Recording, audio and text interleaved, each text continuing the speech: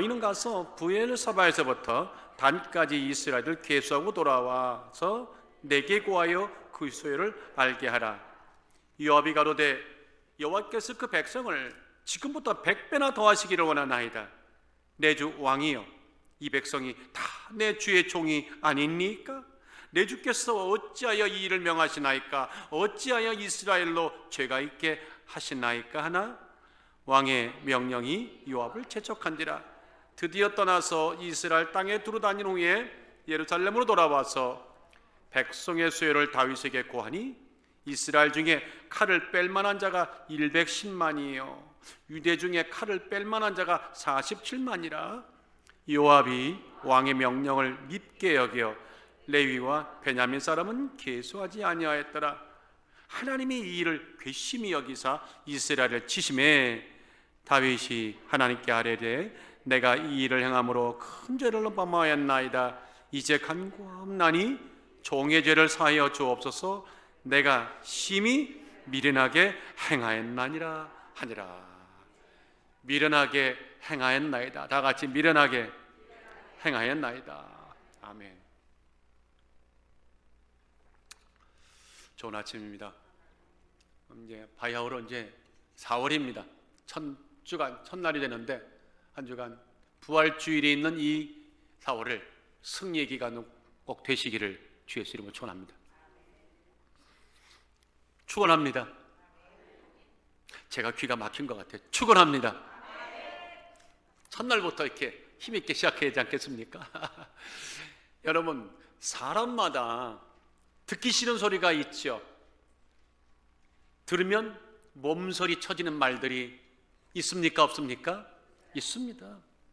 결코 듣고 싶지 않은 이야기들, 소리들, 수천 가지, 수만 가지 더 있겠죠.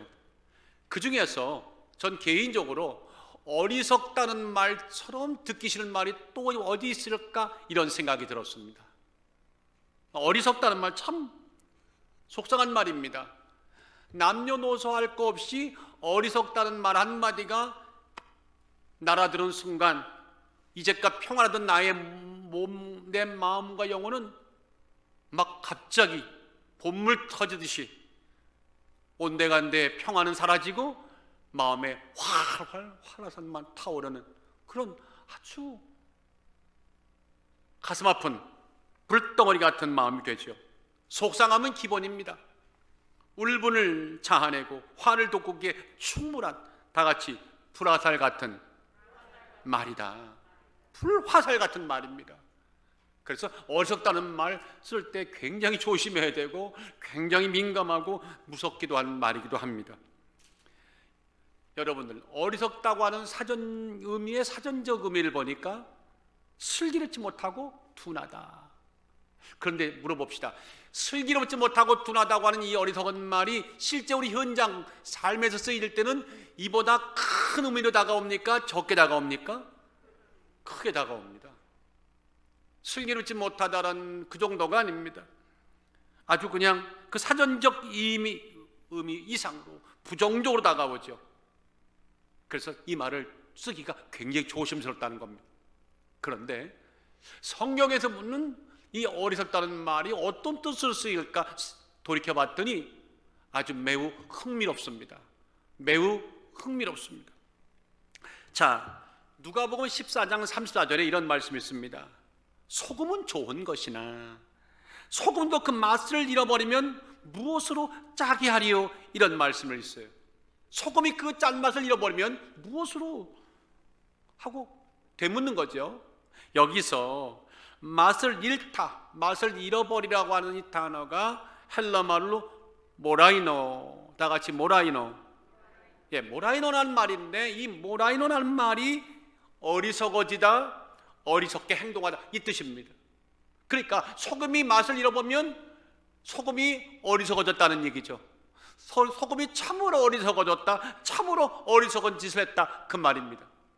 근데 우리가 소금 보러 너 참 어리석게 행동했다, 너 어리석어졌다 이렇게 말합니까? 우리는 이렇게 말하죠. 다 같이 맛이 갔다. 심플하게 맛이 갔어 그거잖아요.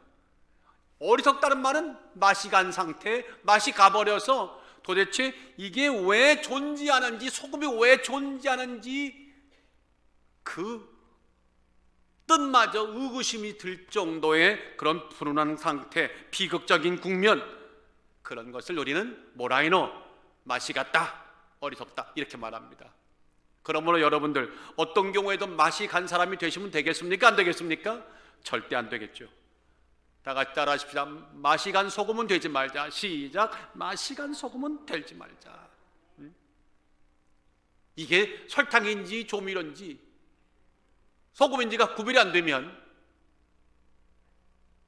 참 황당해지는 겁니다. 자, 그래서 오늘 본문이 굉장히 거슬립니다. 굉장히 거슬립니다. 왜냐하면 스스로 나는 맛이 간 사람입니다, 나는 막 간 사람입니다, 모라이노를 외치는 어떤 자가 등장하는데, 그 등장하는 사람이 뜻밖의 인물입니다. 아주 의외의 인물입니다. 우리를 어리둥절하게 만듭니다.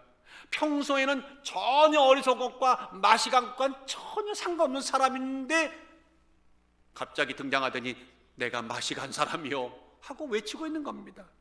누굴까요? 다윗입니다. 자, 8절을 한번 다 같이 읽어봅시다. 시작.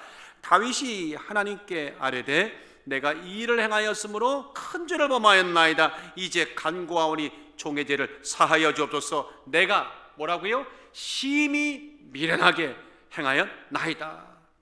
내가 심하게 모라이노 맛이 갔습니다 라고 지금 가슴을 치는 겁니다. 이런 대목 나오고 나면 우리는 내용 보지도 않고 츠츠츠 혀를 차면서 오죽 잘못했으면 내가 맛이 갔다고 이렇게 스스로 고백하는 거야 라고 말할지 모르겠지만 절대 그럴 이유가 없어요. 물어봅시다. 우리도 내가 맛이 갔다고 외치는 다윗과 좀 크게 뭐 다른 바가 있다고 생각하십니까? 전문용어로 도끼니 개끼니입니다. 다윗이나 우리나 별반 다를 게 없더라고요. 살다 보니까 많은 경우에 나도 모르게 원하건 원치 않았건 맛이 간 상태, 맛이 간 행동을 할 때가 참으로 많더라는 겁니다. 그래서 오늘 4월 첫째 주, 이 부활주일이 있는 이 4월 첫째 주 첫날에 적어도 어리석게 살면 안 되겠다, 맛이 가면 살아서는 안 되겠다, 영적으로 맛이 가지 않고 영적으로 우매하지 않고 영적으로 어리석지 않을 수 있는 자유로울 수 있는 방법이 무엇일까? 오늘 그 해답을 본문에서 두 가지로 찾습니다. 여러분들, 이 본문은 어떤 내용입니까? 다윗 일생 중에 가장 큰 잘못을 범하는 몇 가지 사건을 나열할 때 두 번째 해당하는 아주 그 범죄한 사건입니다. 자, 사울왕이 죽었습니다.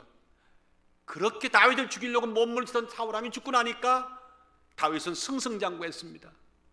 그래서 북쪽 이스라엘과 남쪽 유다를 이제 통합해서 명실공히 통일 왕국의 왕이 됐습니다.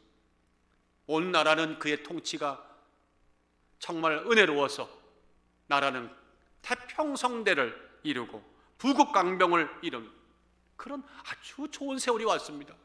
근데 갑자기 난데없이 그때에 다윗이 요압 장군을 부르더니 이스라엘의 모든 전역에 나가서 인구조사를 하라는 뜻밖의 명령을 내렸습니다. 요압은 즉시로 알았습니다. 이 인구조사하라는 것이 굉장히 위험하다는 것을 알고 왕에게 이것이 부당함을 즉각 고했고, 그런데 다윗은 들었습니까? 들었다고 했습니까? 안 들었다고 했습니까? 듣지도 않았습니다. 아랑곳 없이 재촉하였습니다. 얼른 가서 인구조사해라. 그래서 오늘 이 역대상의 21장에는 안 나오지만 같은 사건을 기록한 사무엘하 24장 8절에 보니까 9개월하고도 20일 동안을 전 지역을 요압이 순회하면서 인구조사를 실시했는데 오늘 본문에 보니 5절에 보니까 그 결과가 나옵니다. 칼을 뺄 만한 자 이스라엘 중에 110만 명이고 유다 중에는 사실 7만 명이었다 라고 보고를 한 겁니다. 결과는 어떻게 됐을까요? 인구조사한 결과는 참 잘 나갔을까요? 태평양 성대다가 더 은혜로워졌을까요? 아니면 참혹했을까요? 후자입니다. 왜? 하나님이 크게 진노하셨습니다. 하나님이 크게 진노하셨습니다. 다윗이 늦게나마 뭔가 잘못됐구나 하고 뉘우치고 회개했지만 하나님 듣지 않았습니다. 그리고 선지자 갓을 보내서 너는 선택의 여지가 없어. 세 가지 중에 선택해라. 내가 너에게 벌을 내리는데 세 가지라는 겁니다. 12절에 나와 있죠. 자, 첫 번째 뭐예요? 3년 동안 가뭄이 오는 거. 두 번째 뭐예요? 석 달 동안 적에게 쫓기는 정말 불운한 신세. 세 번째 뭡니까? 딱 사흘간 동안 전염병이 도는 거. 세 가지 중에 하나 선택하라고 했더니 다윗은 마지막 세 번째 사흘간 전염병 팬데믹을 선택했습니다. 자, 그 결과는 어떻게 됐을까요? 이스라엘의 백성 중에 7만 명이 죽임을 당하는 처참한 결과를 낳았어요. 다윗의 어떠한 인구조사와 얽힌 어리석음 때문에 7만 명이라고 하는 애꿎은 숫자가 죽어나가는 참혹한 결과가 맺어졌습니다. 오늘 이 사건 속에서 그 믿음의 사람이라고 한 다윗도 이렇게 어리석어질 수 있구나, 적어도 문제가 그것이었구나 하고 우리가 파악하고, 우리가 영적인 사월에는, 아니 우리의 전생애의 어리석음과는 전혀 관계가 없는 아주 현명한 여러분들로, 지혜로운 여러분의 생애 되시기를 주의 이름으로 축원합니다. 여러분들 기억하십시오. 첫 번째가 주시는 교훈입니다. 손에 움켜쥐는 것, 잡히는 것이 마치 하나님의 축복과 약속의 전부인 양 여기는 행동, 그것을 확인하려고 하는 어떤 인간적인 시도, 어떤 작정이 우리를 어리석다고 하는 늪으로 빠뜨리고 만다. 이게 오늘 다윗을 사건을 통해 주시는 아주 중요한 교훈입니다. 절대 빗나간 근시아적인 태도 갖고 세상을 바라보고 그것이 믿음의 생활인 양 하지 말라는 겁니다. 하나님을 기쁘시게 못한다는 겁니다. 자, 오늘 이 내용을 한번 들어가서 자세하게 면밀하게 한번 살펴봅시다. 여러분들 손에 무언가를 꽉 쥐었다. 여러분이 바라는 것들, 야 드디어 내 손에 쥐었다고 흡족히 여기는 순간 분명히 아셔야 될 게 있습니다. 그 순간이 굉장히 행복한 순간이지만 자칫 잘못하면 하나님의 영원한 더 큰 축복과 하나님을 놓칠 수 있는 위기의 순간이라는 사실을 꼭 기억해 주시길 주의 이름으로 축원합니다. 자, 본문으로 들어가 보면 하나 의문이 생깁니다. 제일 먼저 도대체 왜 다윗은 태평성대가 왔고 부국강병이 왔고 모든 것이 편안한 바로 지금, 바로 이 순간에 왜 요압에게 특별한 명을 내리기를 인구조사를 하라고 했을까? 여러분들, 인구조사라는 말이 오늘 현대적 의미의 그 인구조사는 아닙니다. 다윗은 그를 말하는 것이 아닙니다. 백성의 복지를 위해서 갓 태어난 아기부터 노인까지 전체 사람의 수를 재는 좋은 의미의 인구 계수가 아니라는 것입니다. 그럼 어떤 인구조사를 다윗은 원했을까요? 우리가 생각하는 그 좋은 뜻의 차원과 목적과 다른 인구조사라고 하는 것은 실체가 5절 상반절에 나오죠. 자, 9개월하고도 20일 만에 돌아와서 보고하는 요압의 내용을 보면 그 인구조사의 칼라가, 색깔이 뭔지를 알 수 있습니다. 백성의 수요를 다윗에게 고하니 이스라엘 중에 칼을 뺄 만한 자, 이스라엘 중에 칼을 뺄 만한 자, 이렇게 말합니다. 여러분들, 칼은 평상시에 빼고 날립니까? 미친 인간이죠. 얼른 잡아넣어야 되죠. 위험하죠. 칼은 전쟁 때 빼는 거죠. 그러니까 전쟁에 나갈 수 있는 장정,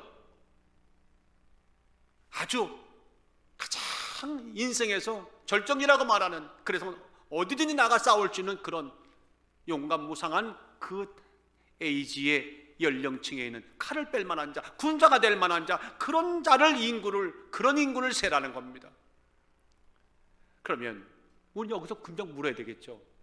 다윗이요, 지금 전쟁이 났습니까? 여러분 지금 성경에 보니까 전쟁이 났다고 하나요? 당장 적들이 쳐들어와가지고 지금 전쟁터에 내보낼 군사들이 부족해서 그래서 빨리빨리 인구조사해서 장정들 지금 모집하라는 얘기입니까? 징벌하라는 얘기입니까? 그런 뜻 아닙니다. 전지상 아닙니다. 도리어 평안합니다. 도리어 전쟁의 기미는 전혀 보이지 않고 모두가 평안할 때입니다. 평화의 시절입니다. 그러니까 납득이 안 가는 겁니다. 그러니까 납득이 더욱더 안 가죠. 뜻밖의 명령이죠. 오죽하면 장군인 요압도 이거는 이해할 수도 없거니와 합당치가 않다고 감히 주군인 다윗에게 부당성을 고하고 어찌하여 이러십니까? 두 번이나 지금 3절에 말하고 있지 않습니까? 내 주 왕이시여 이 백성이 다 주의 종 아니니까 주께서 어찌하여 이 일을 명하시나이까? 어찌하여 이 일을 명하십니까? 어찌하여 이스라엘을 죄가 있게 하십니까? 라고 지금 묻고 있습니다. 그런데 저는 오늘 본문을 묵상하면서 특별히 요압이 한 말이 굉장히 의미심장하다는 것을 깨닫게 됐어요. 자, 주권입니다. 왕은 명령하면 장군은 그냥 순종해야 되는 겁니다. 그런데 왕의 명령이 도대체 납득할 수가 없다고 지금 간곡히 뭔가를 탄원하고 있는 겁니다. 더 심하게 말할까요? 다윗이 한 명령이 매우 위험하기 짝이 없어서 왕이시여 그러면 안 됩니다라고 지금 말은 못하지만 우회적으로 지금 말하고 있는 겁니다. 한 발 더 나가면 이렇게 하다가는 하나님의 진노와 위기를 불러올 수 있으니까 안 됩니다. 왕이시여 여기까지입니다 라고 지금 그렇게 읍소하면서 탄원하면서 말리고 있는 겁니다. 저는 특별히 그 이스라엘을 죄 가운데 왜 모십니까? 내모십니까? 라고 묻는 이 질문도 상당히 요압에게는요 하기가 어려운 얘기였을 것이다. 당연하죠. 왕이 잘못하고 있다는 얘기인데요. 그러면 도대체 왜 이런 말이 나왔을까요? 요압은 이미 알았습니다. 백성을 계수하라, 정확히 말할까요? 칼을 뺄 만한 자를 계수하라는 말 속에는 다윗의 본심이 아름답지 못하고 영적이지 못하다는 겁니다. 하나님보다 사람의 숫자, 전쟁에 나갈 만한 군사력의 숫자를 세고 그것을 가지고 흡족해 하며 이제 내 손에 다 쥐었다고 그렇게 기뻐할 다윗의 기뻐하고 싶은 다윗의 마음, 그 속에는 하나님을 의지하는 마음이 크다는 얘기입니까? 사람을 의지하는 마음이 크다는 말입니까? 당연히 하나님을 의지하는 것이 아니라 사람의 힘을 의지한다는 뜻입니다. 그러니까 요압도 알았어요. 이렇게 하다가는 다윗은 고사하고 이스라엘까지 모두 하나님 앞에 범죄자로 만들어서 낭떠러지로 내모는 꼴이니까 왕이시여 안 됩니다 이렇게 말하는 거죠. 근데 참 신기한 건 말입니다. 평소에 요압이 믿음 있는 사람으로 성경에 나오나요? 성경에 나오는 요압은 굉장히 믿음이 출중하고 굉장히 용감하고 하나님 보시기에 참으로 좋은 일을 했던 사람인가요? 저는 이렇게 말하고 싶어요. 삐딱도 이런 삐딱이 없다. 밤낮 삐딱거리는 사람입니다. 그런데 세상에 웃기는 것은 삐딱거리는 사람 눈에도 다윗이 잘못됐고 삐딱거리는 사람이 지금 다윗에게 지금 아니라고 말하는 겁니다. 참 세상에 오래 살다 보니까 이런 일도 있네요. 다윗의 명령보다 요압의 말이 더 신앙적이야. 할렐루야. 참 어떻게 이거를 말을 해야 할지 모르겠어요. 저는 그래서 참 신기하다. 평상시에 하나님에 대한 믿음, 하나님에 대한 순종하면 퀘스천 마크가 알죠? 그럴까? 하고 퀘스천 마크가 따라붙는 이 사람이 적어도 다윗에게서 이 문제점을 하나님보다 사람을 의지하는군요 라고 느꼈을 정도면 집사님 답변해 보세요. 요압이 느꼈을 정도면 다윗은 몰랐을까요? 저는 천국 가서 물어보겠지만 분명히 알았을 겁니다. 그럼에도 명하고 있는 것이죠. 불신앙적인 요소가 있죠. 부당성이 있죠.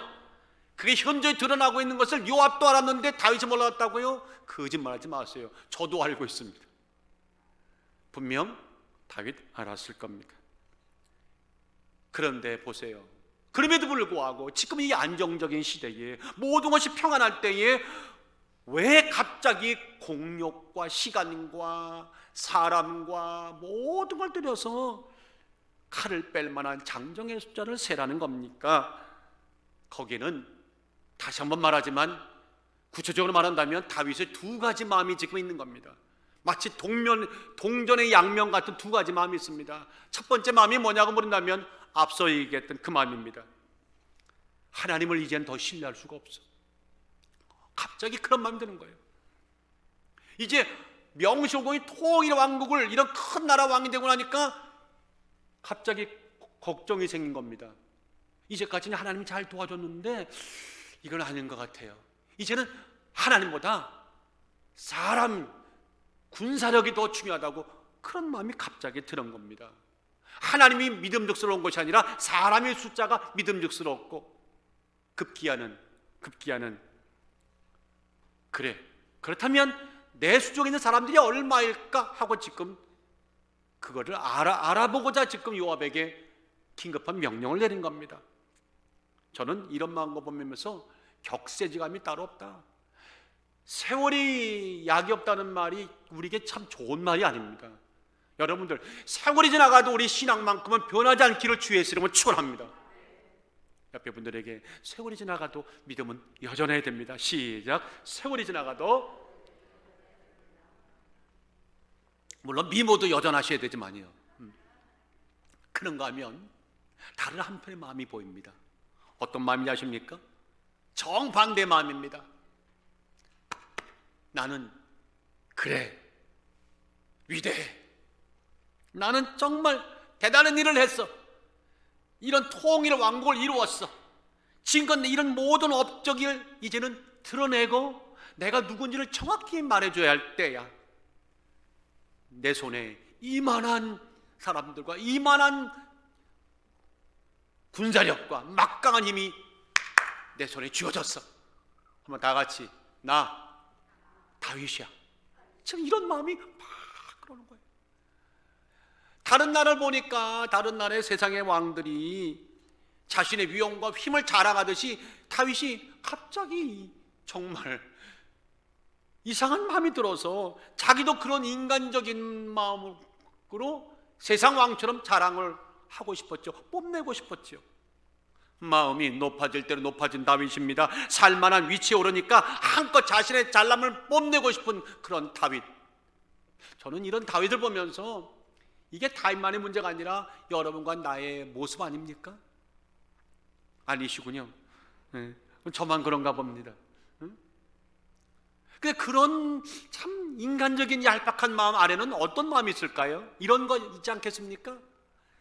내 손에 거머쥔 거, 내 손에 잡힌 거, 보이는 거, 만지는 것이 하나님의 축복과 약속의 전부야.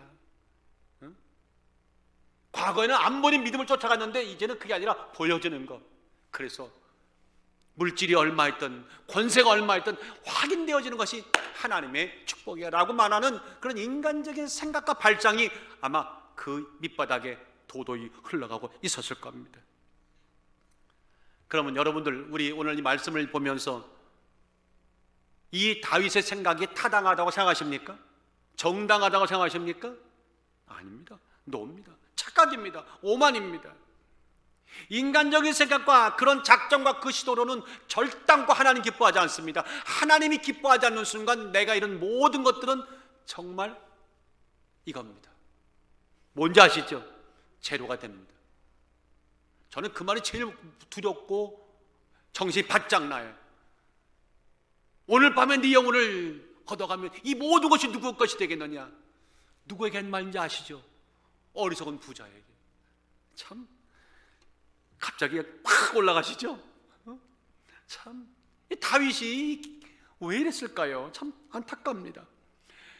이런 마음을 들면 그런 자에게 남는 것은 여지없이 성경에 보니까 추락이더라고요. 여지없이 아주 심각한 꾸지람과 책망뿐이더라고요.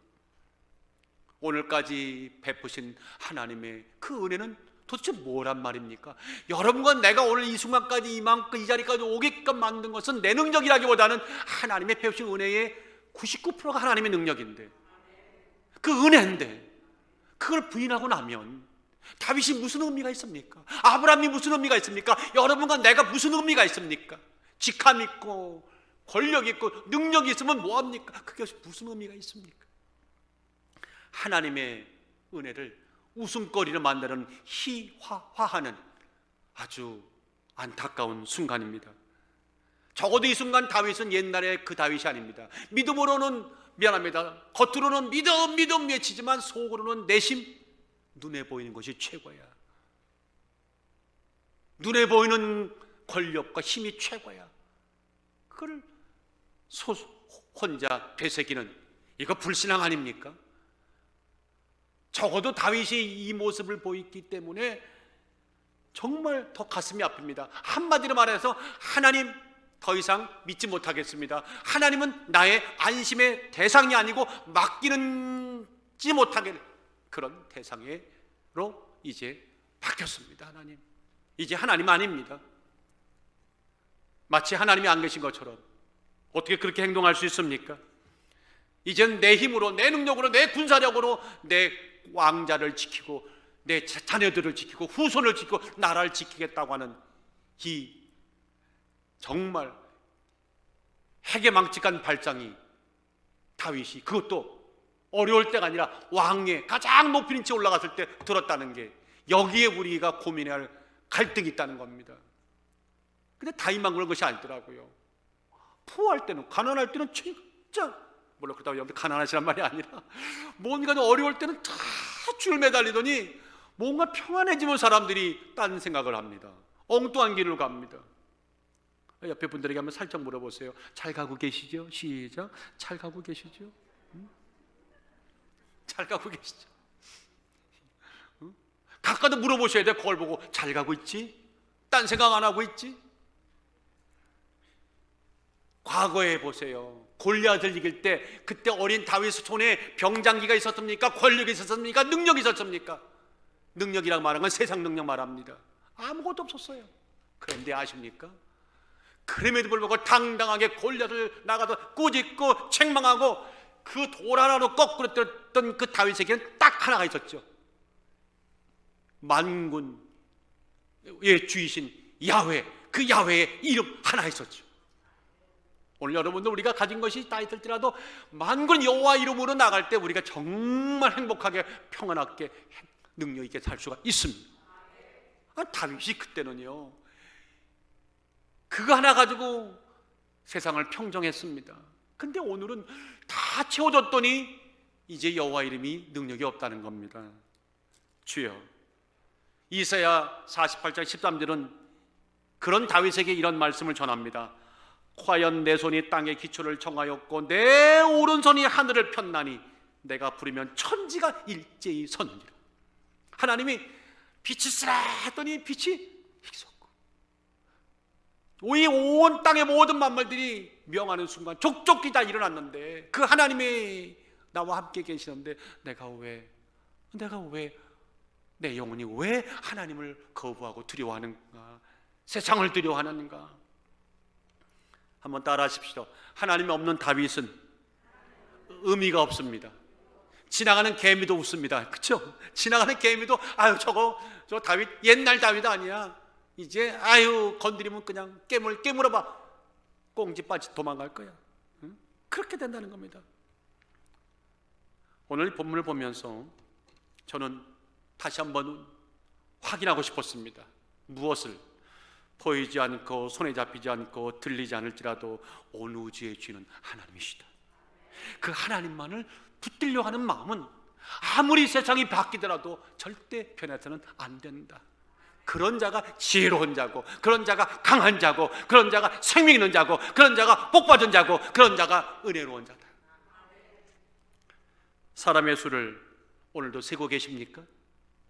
사람의 수를 센다니까 오늘 교회 가지고 몇 명이나 이거 말하는 게 아니라 상징적인 얘기입니다. 내 은행 창고에 들어가는 공짜리 제로 숫자를 세우면서 흐뭇해 하십니까? 날로 달라지는 내 미모와 내 건강과 날로 높아지는 세상에서 내 명성을 놓고 기뻐하십니까? 물론 기쁘죠. 그러나 그것이 주가 아니라는 사실을 우리는 이미 알고 있습니다. 우리는 주 안에서 사람을 세는 것이 아니라, 내가 가진 복을 세는 것이 아니라 하나님이 주시는 은혜를 세울 수 있는 지혜가 있기를 주의 이름으로 축원합니다. 그건 세상 사람들이 하는 방식이죠. 우리가 살 방식이 아닙니다. 내가 살 방식이 아니란 말입니다. 시편 20편 7편에 그러므로 말하기를 혹은 병거 혹은 말을 의지하나 우리는 여호와 우리 하나님의 이름을 자랑하리로다. 아멘. 영적으로 살아가면서 넘어질 때가 많죠. 실적. 근데 성경은 그렇게 말하지 않습니까? 영적으로 넘어지는 거, 영적으로 실족할 때는 누구, 무엇, 특정한 때, 신앙의 연수, 지위, 연륜이 상관이 있다고 말합니까? 상관없다고 말합니까? 전혀 없습니다. 30년 믿고 40년 믿으면 뭐합니까? 넘어지는 건 순간입니다. 특정한 때 넘어진다고요? 뭐 그것도 손 없는 날 따져갖고 넘어집니까? 아무 때나 넘어집니다. 내 마음 다스리지 못하면 그냥 쪽박 차는 겁니다. 다 같이 오른손 들어서 마음을 지키자. 마음을 강하게 하자. 십자가가 여전히 있게 하자. 금년에 십자가 여전히 있어야 돼.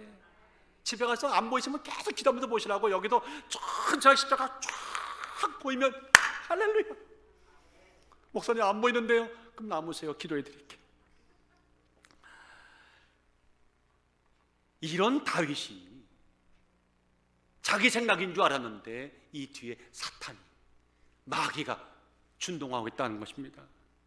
그 성경은 말합니다. 다윗의 잘못된 동기 뒤에는 마귀가 부추기고 있었습니다. 마귀가 격동의 주체입니다라고 1절 말하지 않습니까? 사단이 일어나 이스라엘을 대적하고 다윗을 어떻게 해요? 격동하니라. 막 들끓겠다는 겁니다.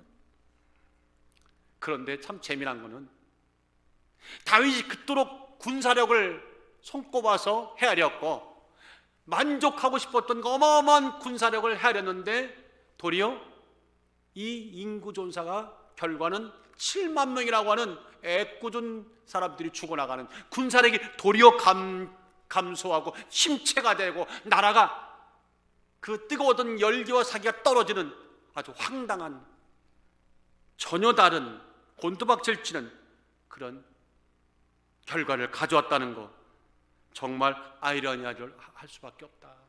내가 뭔가 추구했던 그것을 하나님이 도리어 그 일로 그거를 걷어가거나 없애게 만들어주고 적게 만들어주는 이런 곤두박질 치는 상황이 결코 우연은 아니라는 겁니다.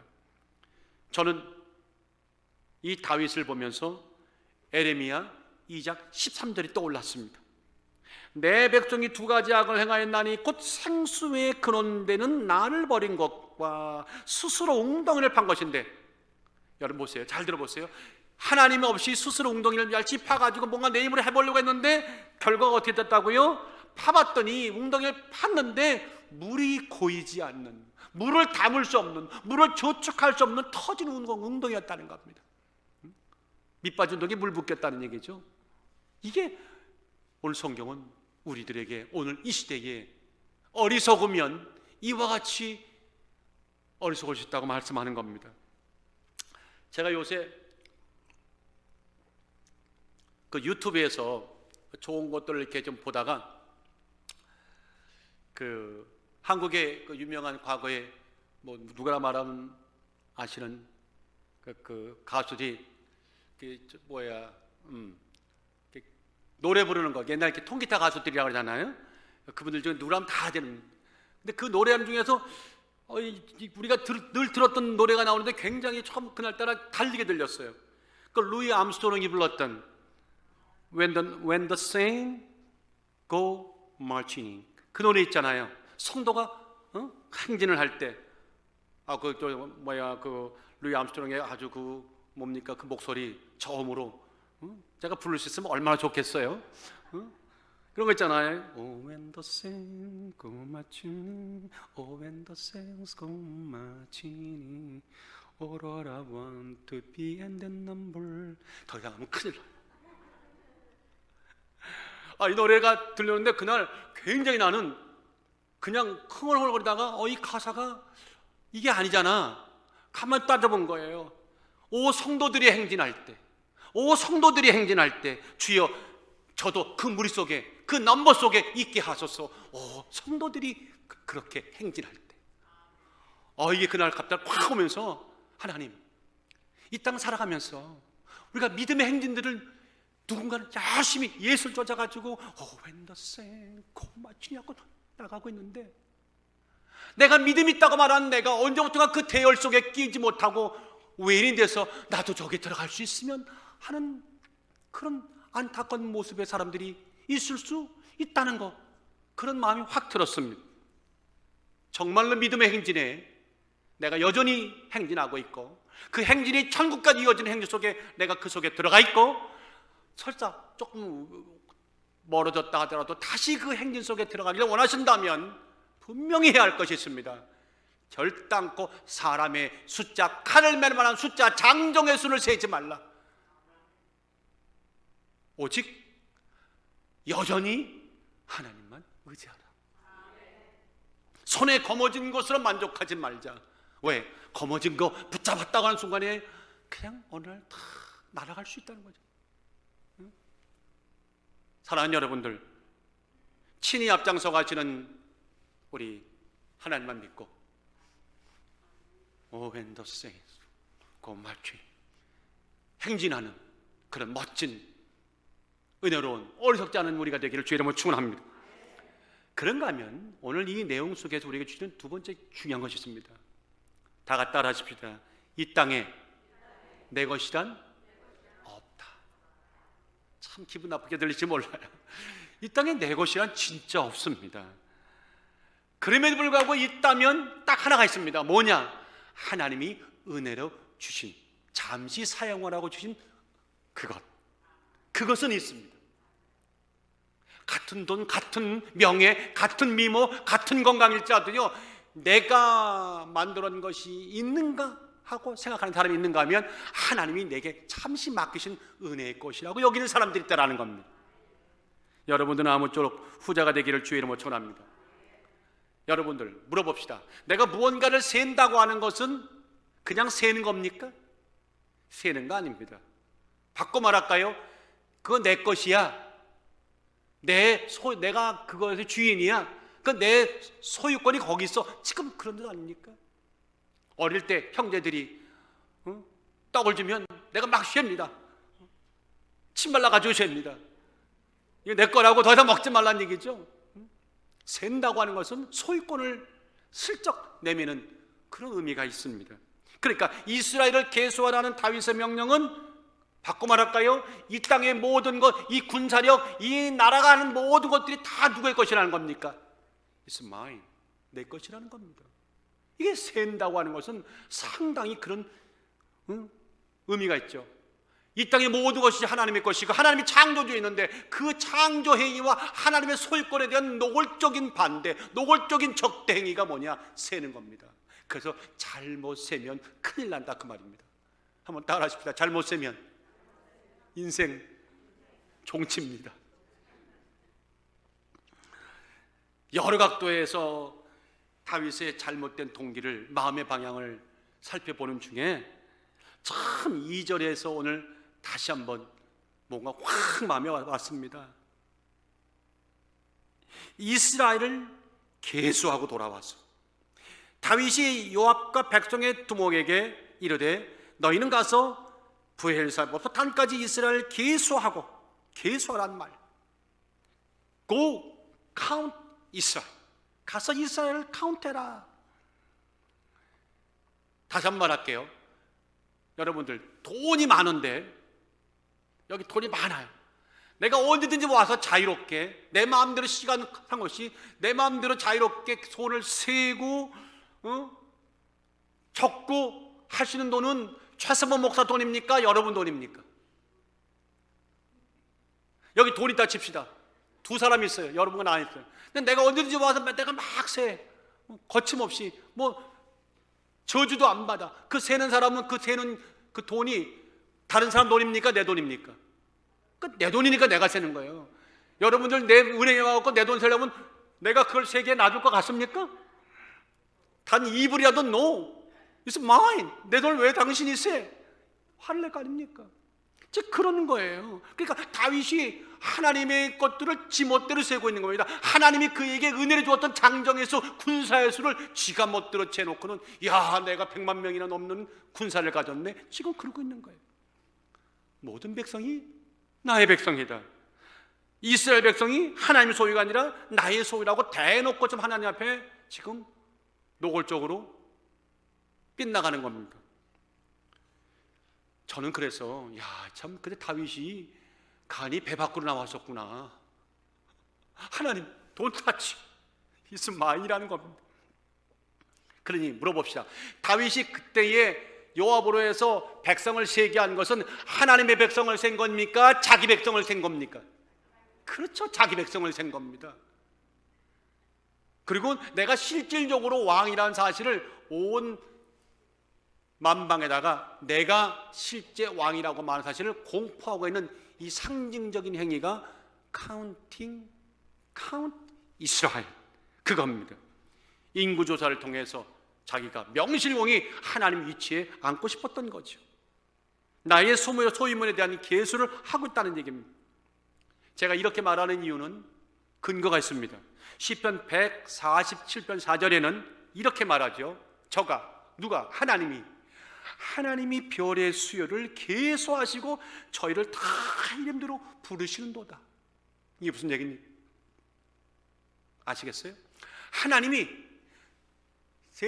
별들을 다 만들어 놓고 하나하나 세신다는 겁니다. 그거는 세시는 그 의미가 아니라 내가 만든 나의 피조물이야, 내 것이야 하고 하나님의 소유권을 온 우주에다가 선포하시는 행위를 이렇게 시적으로 표현한 겁니다. 이것을 누가? 다윗이 지금 가져다가 지멋대로 자기도 그렇게 하고 있다는 거죠. 이거 얼마나 위험합니까? 얼마나 이거 위험천만합니까? 하나님의 소유권을 침탈하는 행위입니다. 반역적 행위죠. 참으로 도발적이고 참으로 반역적인 아주 무서운 행위입니다. 그래서 요압도 하다못해 지혜가 부족한 요압도 작은 일을 볼 때도 이건 아니다 싶으니까 어찌하여 왕이냐고 지금 만류하고 있는 겁니다. 여러분들, 그 결과는 어땠을까요? 당연히 하나님이 진노하셨죠.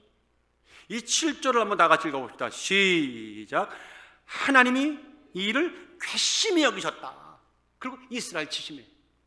이 짧은 한 구절이 하나님 너무하십니다. 그거 인구조사 한번 했다고 이렇게 하나님 이렇게 대놓고 노골적으로 이렇게 격노하실 수 있습니까? 격하게 노하실 수 있습니까? 라고 말할 이유가 없는 거예요. 이거는 인구를 센 게 아니에요.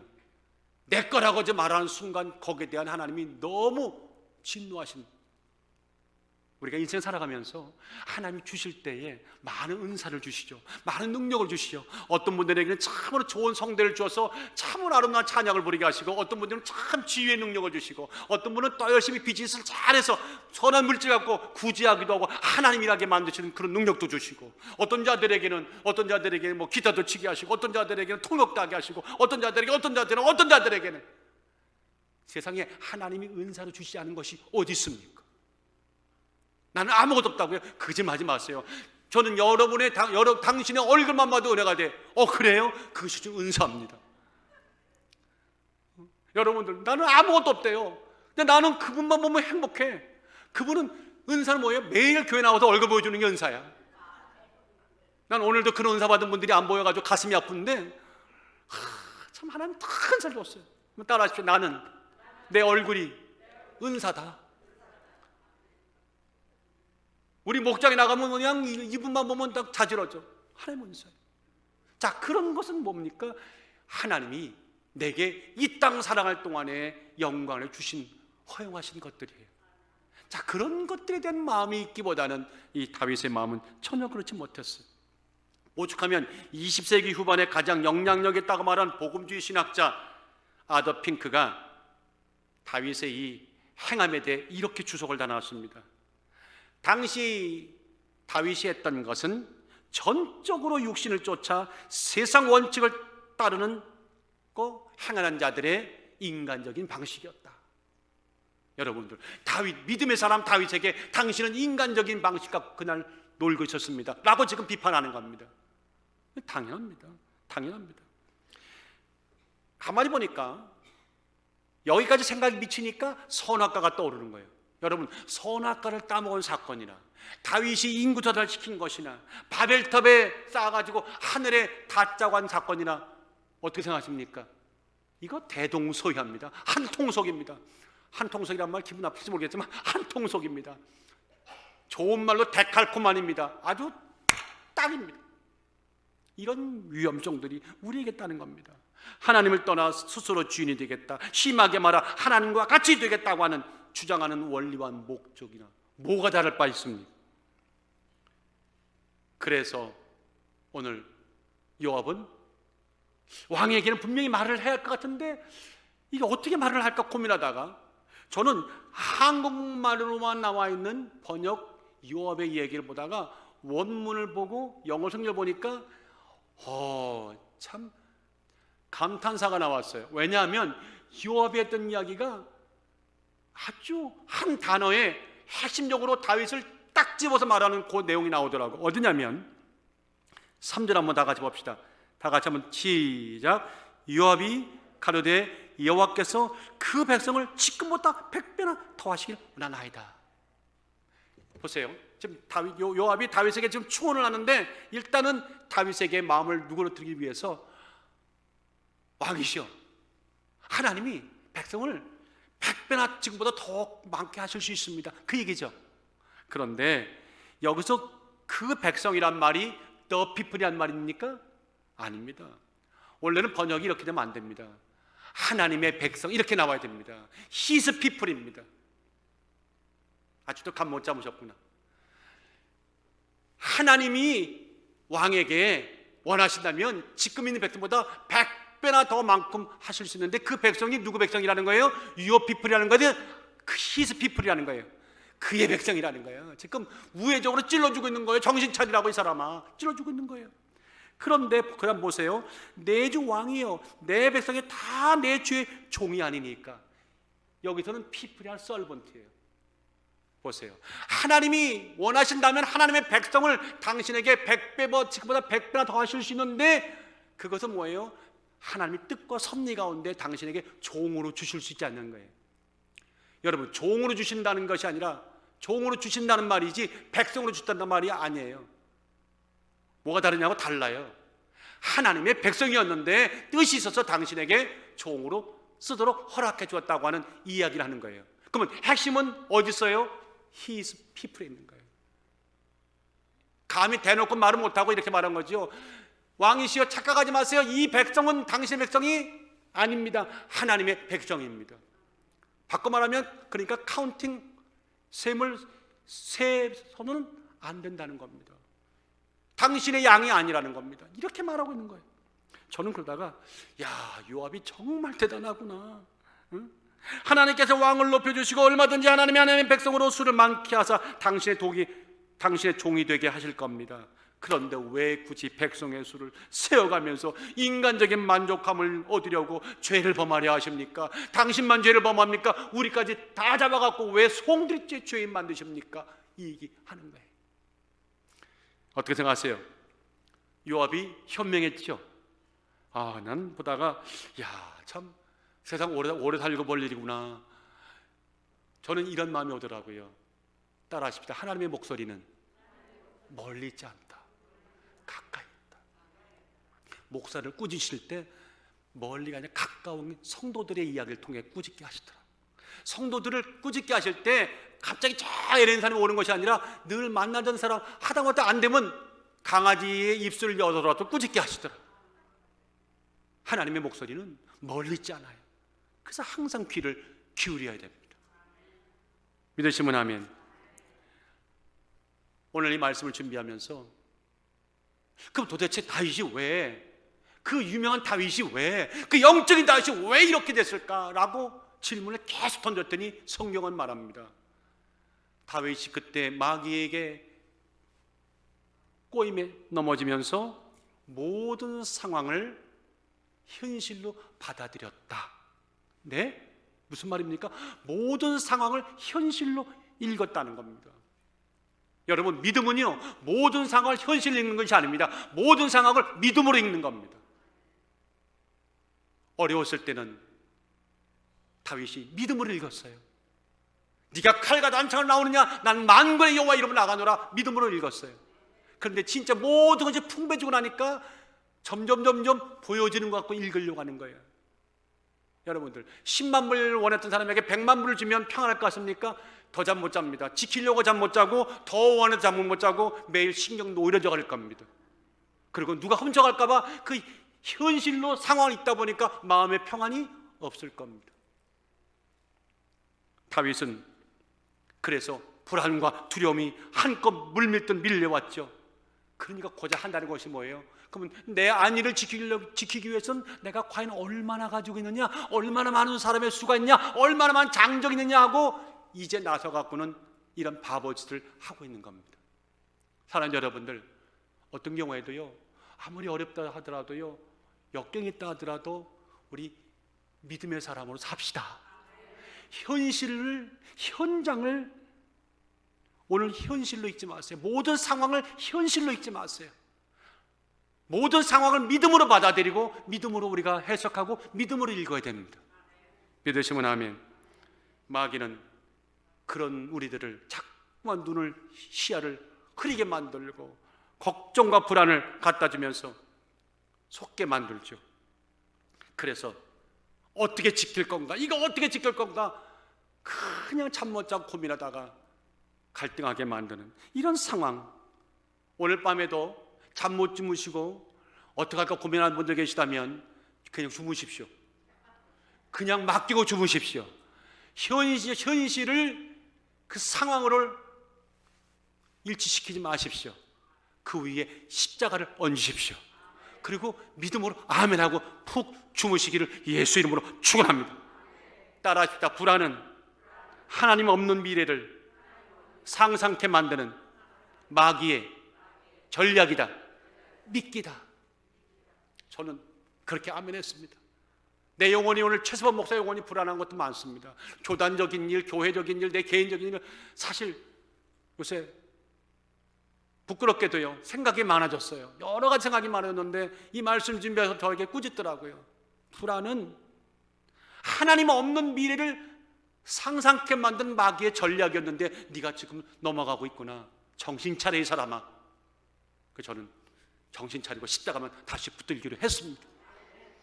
다 같이 따라합시다. 먹잇감 되지 맙시다. 시작. 먹잇감 되지 맙시다. 내가 세상에 저 사람의 먹잇감은 될 망정 내가 마귀에게 먹잇감은 되겠습니까? 자존심 상해갖고 안 되겠죠. 안 되겠다는 거예요. 근거 없는 시나리오, 추측과 공상에 자기를 던지지 마십시오.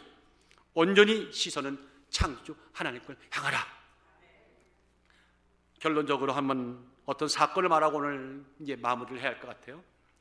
여러분, 종교개혁을 일으킨 사람 아시죠? 마르틴 루터. 1521년 4월 17일 날 마침내 종교개혁의 포문을 열었던 마르틴 루터가 자기를 잡으려고 그냥 혈안이 되어 있는 교황과 그 추종자들이 나오라고, 숨지 말고 나오라고 말했던 보름스 회장에 단독으로 나타났습니다. 이거 나타나면 당장 잡혀서 화형을 당할 겁니다. 종교재판 당할 겁니다. 그런 줄도 알고 지금 마르틴 루터는 당당하게 왔는데 95개조 잘못된 이 교황과 캐톨릭의 문제점을 위텐베르그 성당에다가 95가지를 갖다 붙여놓고 종교개혁이 일어났는데 보름스 회장은 거기서부터 700km나 떨어진 먼 곳이었습니다. 열어보세요. 자동차가 있는 시절이 아닙니다. 700km를 걸었다면 한 달은 좋게 걸어야 되는 거리를 자기를 죽이려고 그쪽으로 오라는 사람들에게 나를 잡아 죽이라고 스스로 한 달을 걸어갔다는 이 말이, 이 이야기가 이해가 됩니까? 우리는 상식적으로 이해가 안 됩니다. 근데 왜 걸어갔냐고요? 떠나기 전에 그가 남겨놓았던 그 글에서 그 답이 나옵니다. 얀후스 종교개혁자이죠. 그들이 얀후스를 불태웠을지는 몰라도 진리는 불태우지 못했다. 보름스 회장의 지붕에 키와만큼이나 많은 마귀들이 특실거린다 할지라도 나는 오늘 반드시 보름스 회장에 가야 할 것이다. 그리고 그 마음이 한 달 동안을 걸어서 보름세장에 들어오는 순간 다시 고백으로 터져나왔는데 이것도 답입니다. 뭐라고 말합니까? 하나님, 여기 나는 확고부동하게 서 있습니다. 나는 달리 어찌할 아무 도리도 없습니다. 내 양심은 하나님 말씀에 온전히 사로잡혀 있습니다. 그러니까 왔다는 겁니다. 나는 아무것도 취소할 수 없고 또 취소하지 않을 것입니다. 다 같이 한번 따라 하십시다. 오 하나님, 도우소서. 딱 한마디였어. 오 God, help me. 여러분들 설명 안 할게요. 어떤 경우에도 사람 숫자 세지 않았던 말틴 루터나 그의 신앙은 오늘 다윗이 놓친 그것이었습니다. 사랑하는 여러분들이요, 우리가 이 땅을 살아가면서 하나님의 청지기들입니다. 하나님 맡기신 것을 뜻대로 사용하는 사람들입니다. 그것이 어떤 것이든 간에 가장 좋은 것들을 주셨는데 그것을 내 것이라고 여기지 마시고 내게 주는 은혜로 당시가 맡겨졌다는 사실을 인정하시면서 그 하나님 뜻대로 사용하는 은혜가 있기를 주의 이름으로 축원합니다. 살면서 듣고 싶었던 많은 이야기도 있지만 결단코 듣고 싶지 않은 많은 얘기들이 있죠. 수천 수만 가지가 될 겁니다. 그 중에 어리석다는 말처럼 듣기 싫은 말이 어디 있습니까? 적어도 이런 말 안 듣고 우리가 살려고 한다면 오늘 본문은 두 가지를 말합니다. 손에 잡힌 것, 움켜잡은 것, 그것이 하나님의 축복과 언약 전체라고 여기지 말라. 그 정도가 하나님의 축복이 아니라는 말씀이죠. 그것을 확인하려고 어떤 작정과 시도도 하지 말라. 그건 인간적인 어리석음에 빠지는 길이다. 그런가 하면 이 땅에 내 것이란 없다. 주인 것 있다면 하나님이 잠시간 이 땅 살아가면서 쓰도록 허락해준 허용된 그것뿐이다. 오늘 그것을 기쁘게 감사하게 하나님 나라를 위해 쓰면서 살아가는 여러분과 제가 될 때 어리석음은 내 일생에 더 이상 없을 것입니다. 기도합시다.